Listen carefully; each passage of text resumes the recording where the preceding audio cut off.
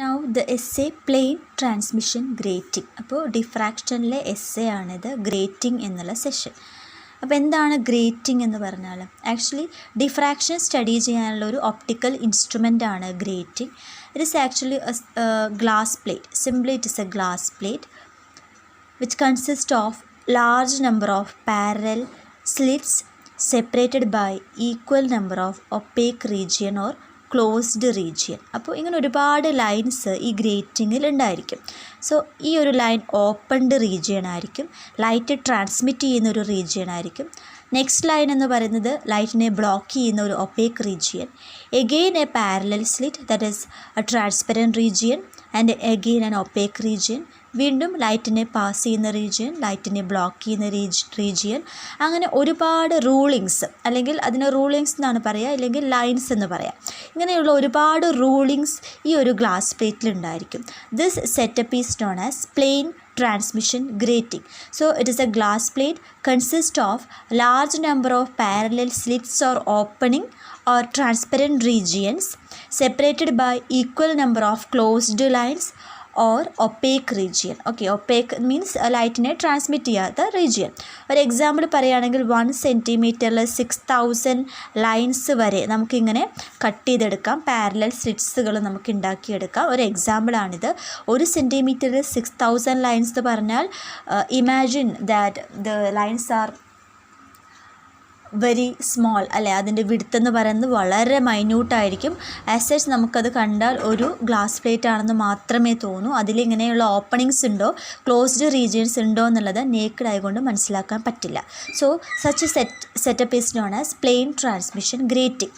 അപ്പോൾ ഇത് diffraction study ചെയ്യാൻ വേണ്ടിയിട്ടാണ് ഈ ഒരു എക്യുപ്മെൻറ്റ് യൂസ് ചെയ്യുന്നത്. ഇതിലൂടെ ലൈറ്റ് ട്രാൻസ്മിറ്റ് ചെയ്യുന്ന ടൈമിൽ പല ആംഗിളിൽ അത് ഡിഫ്രാക്റ്റ് ചെയ്യുന്നുണ്ട്. അപ്പോൾ അതിനെക്കുറിച്ച് സ്റ്റഡി ചെയ്യാനാണ് പ്ലെയിൻ ട്രാൻസ്മിഷൻ ഗ്രേറ്റിംഗ് നമ്മൾ യൂസ് ചെയ്യുന്നത്. അപ്പോൾ ആക്ച്വലി ഇത് കൺസ്ട്രക്റ്റ് ചെയ്യേണ്ടത് എങ്ങനെയാണ്? ഗ്ലാസ്സിനെ കട്ട് ചെയ്യാൻ നമുക്ക് ഡയമണ്ട് ടിപ്പ് യൂസ് ചെയ്യാം അല്ലേ. അപ്പോൾ ഡയമണ്ട് ടിപ്പ് യൂസ് ചെയ്ത് ഓരോ ഓപ്പണിങ്സ് ഇങ്ങനെ കട്ട് ചെയ്തെടുക്കുകയാണ് ചെയ്യുന്നത് by drawing parallel slits by means of a diamond tip. But അത് എക്സ്പെൻസീവ് ആയതുകൊണ്ട് നമ്മൾ ഇതിൻ്റെ ഒരു റെപ്ലിക്ക മീൻസ് ഡ്യൂപ്ലിക്കേറ്റ് വേർഷൻ, ഒരു ഡ്യൂപ്ലിക്കേറ്റ് വേർഷനാണ് നമ്മൾ ലാബിലൊക്കെ യൂസ് ചെയ്യുന്നത്. Replica of the original grating is used. ഇത് ക്രിയേറ്റ് ചെയ്യുന്നത് എങ്ങനെയാണെന്ന് വെച്ച് കഴിഞ്ഞാൽ, ഫസ്റ്റ് ഓഫ് ഓൾ ഒരു ഒറിജിനൽ ഗ്രേറ്റിംഗ് വേണം. അതിന് മുകളിലായിട്ട് ജെലാറ്റിൻ്റെ ഒരു സൊല്യൂഷൻ ഒഴിക്കുക. ജെലാറ്റിൻ എന്ന് പറയുന്ന ഒരു ജെല്ലി ലൈക്ക് സബ്സ്റ്റൻസ് ആണ്. അപ്പോൾ ഒരു തിക്ക് കൺസിസ്റ്റൻസി ഉള്ളൊരു സൊല്യൂഷനാണ് ജെലാറ്റിൻ. അത് ഇതിന് മുകളിലായിട്ട് പോർ ചെയ്യുന്നു. അങ്ങനെ ഒഴിച്ചു കഴിഞ്ഞാൽ ഇതിന് കുറച്ച് നേരം അലൗഡ് ഇറ്റ് ടു ഹാർഡൻ, അതൊന്ന് ഹാർഡൻ ആവാൻ വെയിറ്റ് ചെയ്യുക. ആഫ്റ്റർ ദാറ്റ് ഈ ജെലാറ്റിൻ്റെ ഫിലിം നമ്മൾ അതിൽ നിന്ന് റിമൂവ് ചെയ്തെടുക്കുന്നു. അങ്ങനെ എടുത്തു കഴിഞ്ഞാൽ ഒറിജിനൽ ഗ്രേറ്റിങ്ങിൽ എവിടെയൊക്കെയാണോ ഓപ്പണിംഗ് ഉള്ളത് അതെല്ലാം ഈ തിൻ ഫിലിമിലും വന്നിട്ടുണ്ടായിരിക്കും. ഒറിജിനൽ ഗ്രേറ്റിങ്ങിൽ എവിടെയൊക്കെയാണോ ക്ലോസ്ഡ് ലൈൻസ് ഉള്ളത് ആ ലൈൻസ് എല്ലാം ഈ തിൻ ഫിലിമിലും വന്നിട്ടുണ്ടായിരിക്കും. അങ്ങനെയാണ് നമ്മൾ അതിൻ്റെ ഒരു ഡ്യൂപ്ലിക്കേറ്റ് വേർഷൻ ക്രിയേറ്റ് ചെയ്യുന്നത്. അതാണ് നമ്മൾ ലബോറട്ടറിയിൽ യൂസ് ചെയ്യുന്നത്. So this is plane transmission grating. ഇനി ഈ പ്ലെയിൻ ട്രാൻസ്മിഷൻ ഗ്രേറ്റിങ്ങിലൂടെ ലൈറ്റ് ട്രാൻസ്മിറ്റ് ചെയ്യുന്നത് എങ്ങനെയാണ്, ലൈറ്റ് ട്രാൻസ്മിറ്റ് ചെയ്യുമ്പം എങ്ങനെയാണ് ഡിഫ്രാക്ഷൻ ഒക്കർ ചെയ്യുന്നത് എന്നുള്ളതാണ് നെക്സ്റ്റ് ഡിസ്കസ് ചെയ്യുന്നത്. So this is theory of grating. അപ്പോൾ തിയറി ഓഫ് ഗ്രേറ്റിംഗ് എന്ന് പറഞ്ഞാൽ ഉദ്ദേശിക്കുന്നത് എങ്ങനെയാണ് ഈ ഡിഫ്രാക്ഷൻ ഒക്കർ ചെയ്യുന്നത് എന്നുള്ള കാര്യമാണ്. അതിൻ്റെ കുറച്ച് ഇക്വേഷൻസും എല്ലാം കമ്പൈൻ ചെയ്തിട്ടാണ് തിയറി ഓഫ് ഗ്രേറ്റിംഗ് എന്നുള്ളത് ഡിസ്കസ് ചെയ്യുന്നത്. So suppose we have A source S. അപ്പോൾ നമ്മൾ ഇവിടെ ഡിസ്കസ് ചെയ്യുന്നത് ഫ്രോൺഹോഫർ ഡിഫ്രാക്ഷനാണ്. ഫ്രോൺഹോഫർ ഡിഫ്രാക്ഷൻ യൂസ് ചെയ്യാനുള്ള റീസൺ അതാണ് മാത്തമാറ്റിക്കലി കുറച്ച് സിമ്പിൾ. ഫ്രേണൽ ഡിഫ്രാക്ഷനേക്കാൾ കുറച്ചുകൂടെ മനസ്സിലാക്കാൻ എളുപ്പം ഫ്രോൺഹോഫർ ഡിഫ്രാക്ഷനാണ്. അതുകൊണ്ട് നമ്മളിത് ഇവിടെ ഫ്രോൺഹോഫർ ഡിഫ്രാക്ഷനാണ് സ്റ്റഡി ചെയ്യുന്നത്. അപ്പോൾ suppose we have A source here. അപ്പോൾ സോഴ്സിൽ നിന്ന് ലൈറ്റ് റേസ് ഇങ്ങനെ എമേർജ് ചെയ്യാണ്.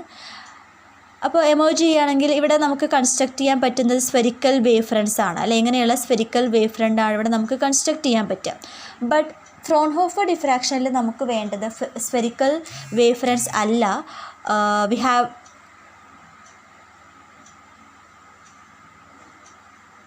we have to consider plain wavefront അല്ലേ. അപ്പോൾ first of all this spherical wave front has to be converted into plane wave front. അപ്പോൾ ആദ്യം ഈ സ്ഫെറിക്കൽ വേവ് ഫ്രണ്ടിനെ പ്ലെയിൻ വേവ് ഫ്രണ്ടാക്കി മാറ്റണം. So I will use a lens here. L1 എന്നുള്ളൊരു convex lens നമുക്കിവിടെ യൂസ് ചെയ്യാം. അത് യൂസ് ചെയ്ത് കഴിഞ്ഞാൽ this light ray will become parallel lines അല്ലേ, ഈ ലൈറ്റ് റേസ് പാരലായിട്ട് മാറി. ഇപ്പോൾ ഇവിടെയുള്ള വേവ് ഫ്രണ്ട് എന്താണ്? പ്ലെയിൻ വേവ് ഫ്രണ്ട് ആണ്. അപ്പോൾ ആദ്യത്തെ സ്റ്റെപ്പ് അതാണ്, സ്ഫെറിക്കൽ വേവ് ഫ്രണ്ടിനെ പ്ലെയിൻ വേവ് ഫ്രണ്ട് ആക്കി മാറ്റുക എന്നുള്ളതാണ് ഫസ്റ്റത്തെ സ്റ്റെപ്പ്.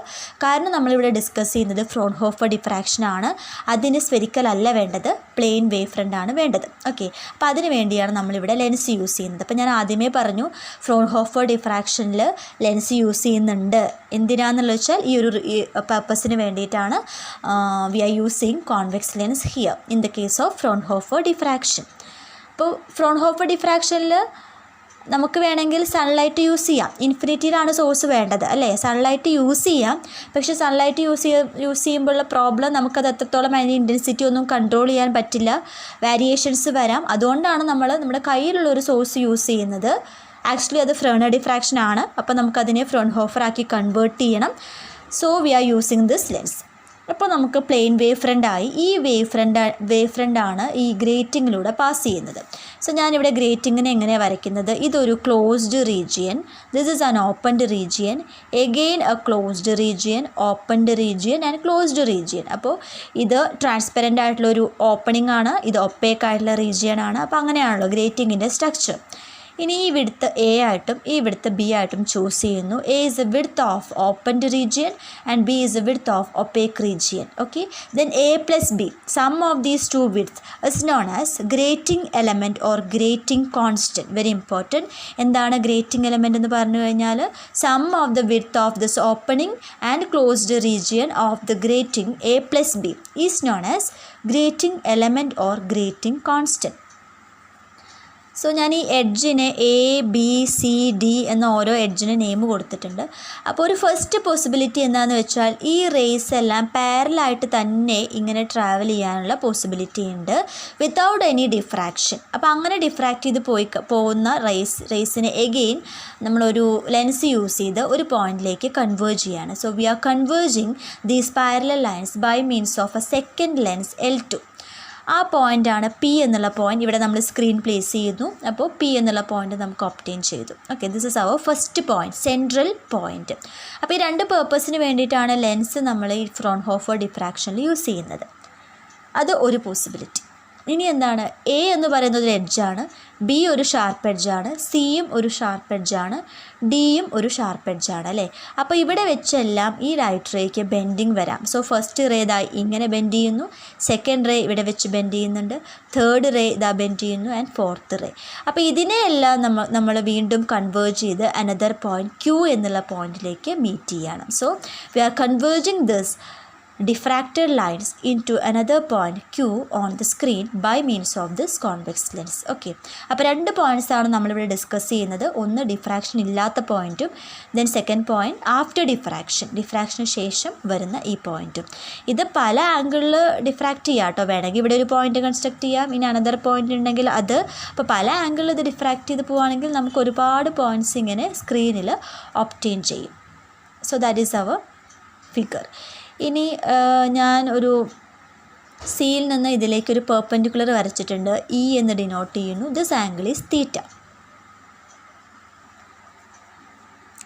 നൗ ലിസൺ, ഈ പി ക്യൂ എന്നുള്ള പോയിൻറ്റ്സ് ഒക്കെ നമുക്ക് എങ്ങനെയാണ് കിട്ടുന്നത്? ഈ വരുന്ന വേവ്സ് എല്ലാം ഇവിടെ ജോയിൻ ചെയ്യുമ്പോഴാണ് പിയിലൊരു പോയിൻ്റ് കിട്ടുന്നത് അല്ലേ. അതേപോലെ ഡിഫ്രാക്റ്റ് ചെയ്ത് വരുന്ന ഈ ലൈൻസ് എല്ലാം, ഈ ലൈറ്റ് വേവ്സ് എല്ലാം ഇവിടെ ജോയിൻ ചെയ്യുമ്പോഴാണ് ക്യൂ എന്നുള്ള പോയിൻ്റ് ഒബ്റ്റെയിൻ ചെയ്യുന്നത്. സോ ഇവിടെ ഒരു ഇൻ്റർഫറൻസ് ഒക്കർ ചെയ്യുന്നുണ്ട് അല്ലേ. ഇൻറ്റേർണലായിട്ട് അവിടെ ഇൻ്റർഫറൻസും ഉണ്ടാവുന്നുണ്ട്. ഡിഫ്രാക്ഷൻ കഴിഞ്ഞിട്ട് പിന്നെ ഇൻ്റർഫറൻസ് ഒക്കർ ചെയ്യുന്നുണ്ട്. അപ്പോൾ ആ പോയിൻറ്റ്സാണ് പി ക്യൂ എന്നുള്ള പോയിൻറ്റ്സ് എല്ലാം.